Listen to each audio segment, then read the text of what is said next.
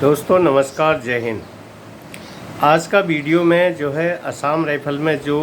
हमारे डीजी साहब, जो पुराने प्रीवियस डीजी साहब और वर्तमान डीजी साहब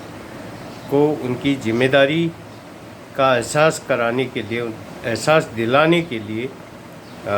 उन्हें अपने कर्तव्य का सही पालन करने के लिए हम इस वीडियो के माध्यम से हम उनको प्रार्थना करेंगे, विनती करेंगे और किस तरह से वो कर सकते हैं असम राइफल का उद्धार, असम राइफल के लोगों को उनका जायज़ वास्तविक हक दिला सकते हैं और किस तरह से असम राइफल के जो वास्तविक मान सम्मान, आत्मसम्मान और स्वाभिमान को दिला सकते हैं। दोस्तों जय हिंद। जैसा कि हमारी मुहिम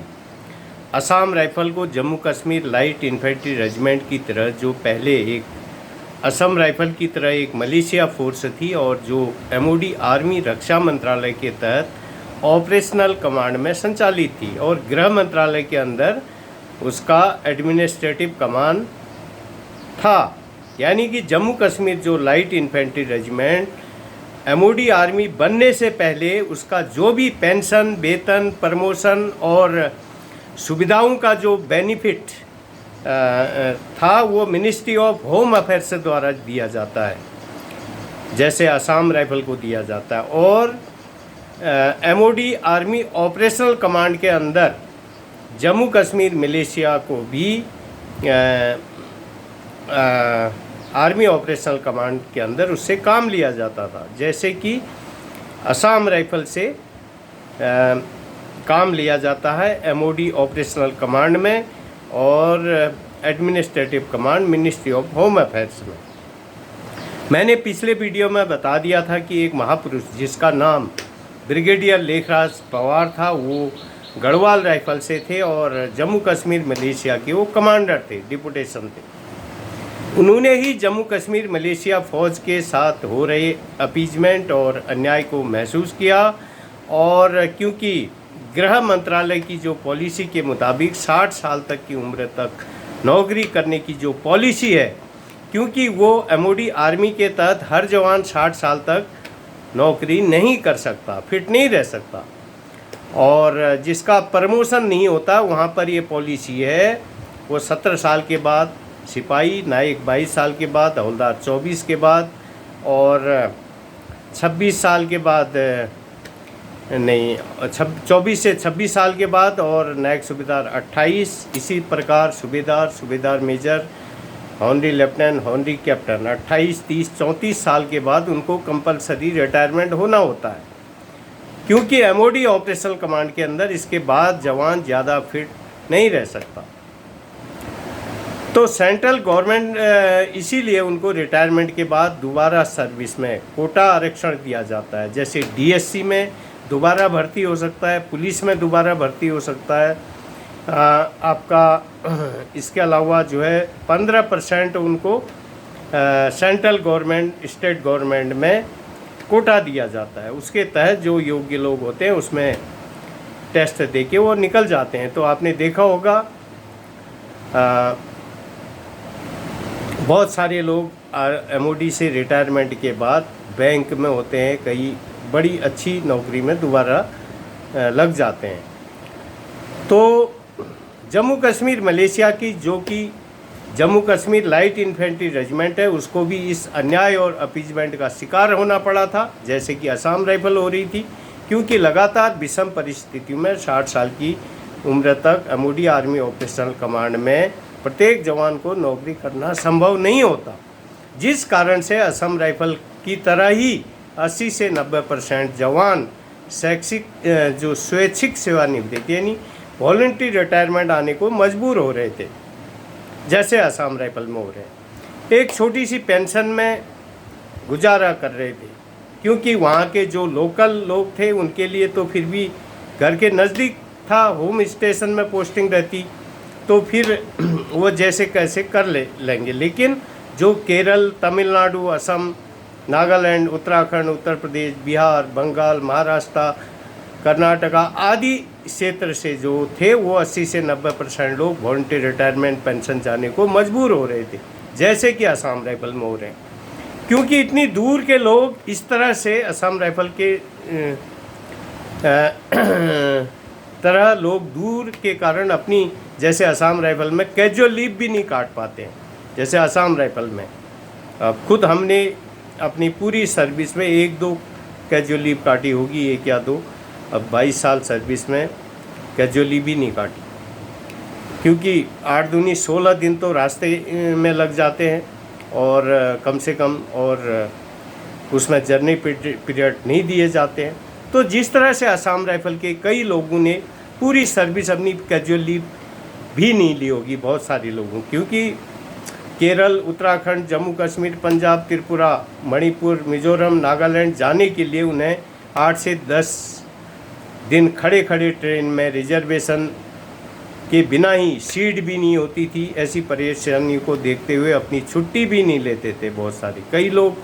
कई बार चीन बॉर्डर में, अरुणाचल, नागालैंड का जो चीन बॉर्डर है वहाँ पर 7 दिन से 28 दिन के पैदल पोस्ट हुआ करते। वहाँ कई लोग अपने घर में किसी की मौत भी हो जाने पर छुट्टी नहीं जा पाते थे। बहुत सारे हमारे यूनिट में भी, खुद हमारे एक जेसीओ साहब के घर में उनके परिवार के सदस्य की मौत होने के बाद भी वो छुट्टी नहीं जा पाई, खास उनके। तो इस विषम परिस्थिति में असम राइफल ने और भी जम्मू कश्मीर, मलेशिया से भी असम राइफल ने ज़्यादा तकलीफ़ें झेली। इसलिए ब्रिगेडियर लेखराज सिंह पवार साहब ने जो मलेशिया फौज का रक्षा मंत्रालय के अंदर आर्मी रेजिमेंट बनाने के लिए मसौदा तैयार दिया और अपने बलबूते पर जम्मू कश्मीर, मलेशिया को उसका वास्तविक जायज़ हक दिलाया, जो कि उनका एक सराहनीय और सुधारवादी कदम था। क्योंकि जवान का मोरल उसके वेलफेयर से, पैसे से कई ज़्यादा महत्व रखता है। देश की रक्षा सुरक्षा के लिए पैसे से ज़्यादा जवान का मोरल चाहिए, और जवान का मोरल तभी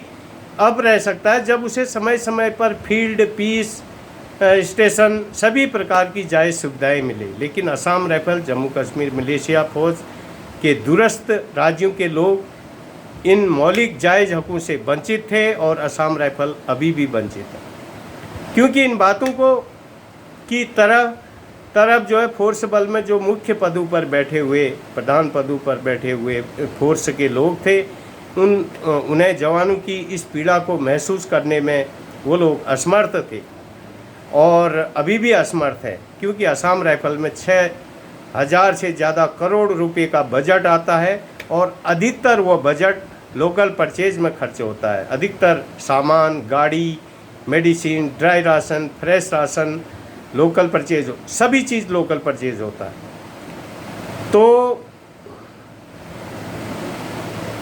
तो जिम्मेदार लोगों को ज़्यादा ध्यान वहीं रहता है, उसी पैसे पे।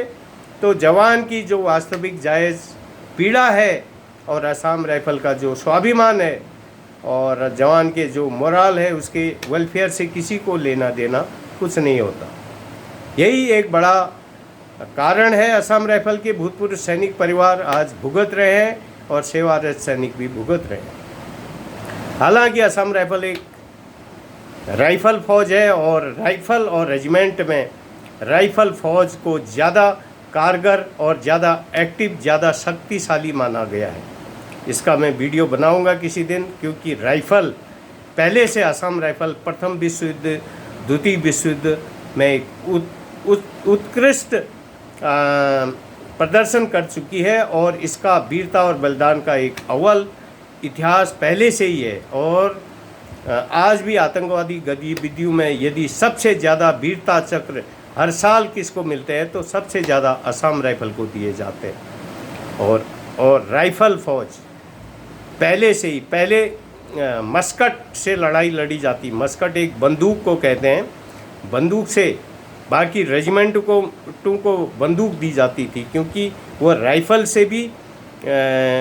राइफल जो जैसे Gorkha rifle, Garhwal rifle, Assam rifle, इन्होंने जो है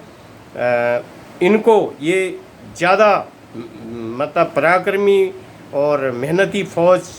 होने के कारण इनको राइफ़ल इशू की गई और उनको मस्कट रेजिमेंट को मस्कट दिया जाता था। उस टाइम ये AK-47 AK-56 ये राइफ़लें नहीं होती थी, बल्कि सेल्फ लोडिंग राइफ़ल सबसे अच्छी मानी जाती थी। SLR और SLR जिसको दी जाती थी और वो फ़ौज सबसे अच्छी होती थी, मतलब सबसे ज़्यादा मेहनती होती थी, तो इसीलिए असम राइफ़ल का वो दिया गया। तो ज़्यादा मेहनत, ज़्यादा पराक्रम के साथ अपने कर्तव्य पथ पर चलकर त्याग, पराक्रम, शौर्य, सेवा और बलिदान का एक अव्वल नमूना देती है। विडंबना यह है कि असम राइफ़ल का जवान अपनी बेसिक पेंशन, प्रमोशन और सुविधाओं संबंधित जायज़ हक से, वास्तविक हक से वंचित है, पीड़ित है और इसके भूतपूर्व सैनिक एक अभावग्रस्त जीवन जीने को मजबूर है, जो देश की रक्षा सुरक्षा व्यवस्था के लिए एक आश्चर्य की बात है। और कोई भी इस बिन माँ बाप की फ़ौज का वास्तविक जायज़ समस्या पर ध्यान नहीं दे रहा और जानबूझकर अनदेखी हो रही। आज इस वीडियो के माध्यम से मैं हमारे वर्तमान DG साहब और प्रीवियस DG साहब, पिछले DG डायरेक्टर जनरल जैसे सांगवान साहब थे, उससे पहले चौहान साहब थे, अभी के नायर साहब हैं, इससे पहले के भी जो भी हैं, और सभी भूतपूर्व असम राइफ़ल सैनिक परिवार और सेवारत सैनिक परिवारों की अंतरात्मा की आवाज़ को महसूस करते हुए हम उन्हें विनती करते हैं, उन्हें याद दिलाना चाहते हैं कि, आग्रह करने चाहते हैं कि पुराने और वर्तमान DG साहब सब मिल करके असम राइफ़ल की समस्या के समाधान के लिए अपनी महत्वपूर्ण योगदान दीजिए, जो कि मानवता नैतिकता के लिए बहुत ज़रूरी है। क्योंकि जवानों के साथ पेंशन संबंधित, बेसिक पेंशन संबंधित, प्रमोशन संबंधित, जो भी जायज़ सुविधाओं संबंधित बड़ा अन्याय हुआ है। देश की रक्षा सुरक्षा व्यवस्था के लिए एक दुर्भाग्यपूर्ण स्थिति है और मैं हमारे पूर्व DG director general Assam rifle कमांडरों का आदर करता हूं, उन्हें सम्मान देता हूं और मेरे द्वारा उठाया गया महत्वपूर्ण कदम आप लोगों के लिए